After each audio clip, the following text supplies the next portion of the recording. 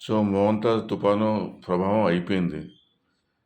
So, ఇవాళ అటు రైతు బజార్ వైపుకెళ్తే కొన్ని చెట్లవి పడిపోయినాయి రైతు బజార్ దగ్గర. మొత్తం ఏళ్ళతో ఏడ్స్‌తో సహా మొత్తానికి పడిపోయింది అదొక చెట్టు. హ్మ్. సో, ప్రాణ నష్టం ఏమీ జరగలేదు.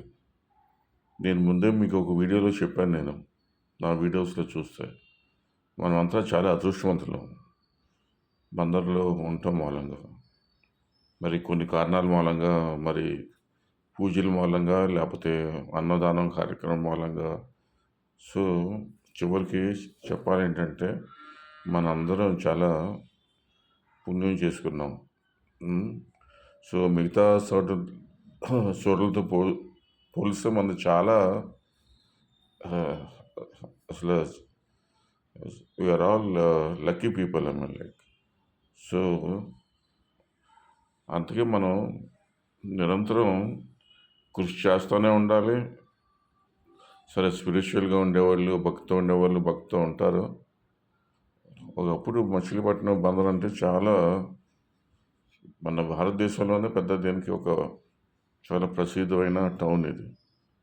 కానీ కొన్ని కారణాల మూలంగా మిగతా విజయవాడ గానీ, వాళ్ళు ట్రాన్స్‌పోర్టేషన్స్‌లో చాలా ఆహ్, అభివృద్ధి చెందారు వాళ్ళు. మరి జంక్షన్ అవ్వటం మూలంగా, రైల్వే జంక్షన్ రావటం మూలంగా సో, రకరకాల కారణాలున్నాయి.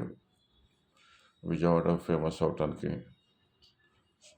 సో, అందుకే మనం కూడా ఎవరు వాళ్ళ వాళ్ళ రంగాల్లో ఎంత మనమందరిని బాగా అభివృద్ధి చేయటానికి మనం కృషి చేద్దాం. సరే, నేను ఇంకోళ్ళకి చెప్పడం కాదు. నేను కూడా స్వయంగా అది పాటించాలి. నేను కూడా ఏదో కొద్దో గొప్ప నేను చేస్తున్నాను. ఎందుకనంటే మనం ఏదో ఒకటి కృషి చేయాలి మనకి అట్‌లీస్ట్ మనం. So, we are all lucky people, and really I believe in God, and yes, he and she, God or goddesses have saved all of us without any,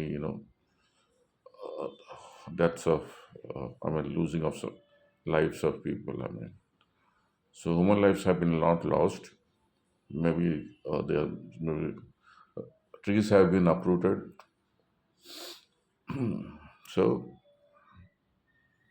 let us, work for the, more prosperity of this town, Machilipatnam. Even మా తండ్రి గారు హిందూ కాలేజీలో చదువుకున్నారు. ఆయన కూడా పెద్ద ఉద్యోగం చేశారు. అంటే నా తండ్రి గురించి ఏదో గొప్పగా చెప్పుకుంటామని కాదు, చాలామంది ఉన్నారు మన మచిలీపట్నం ప్రాంతం నుంచి. అటు హిందూ కాలేజ్ కానీ, నోబెల్ కాలేజ్ కానీ చదివిన వాళ్ళు చాలా మంచి మంచి స్థాయిలో ఉన్నారు వాళ్ళు. So really we need to take them as motivators, role models, and work towards the prosperity of the town and even ourselves. Okay, మళ్ళీ వీడియోలో కలుద్దాం. ధన్యవాదాలు.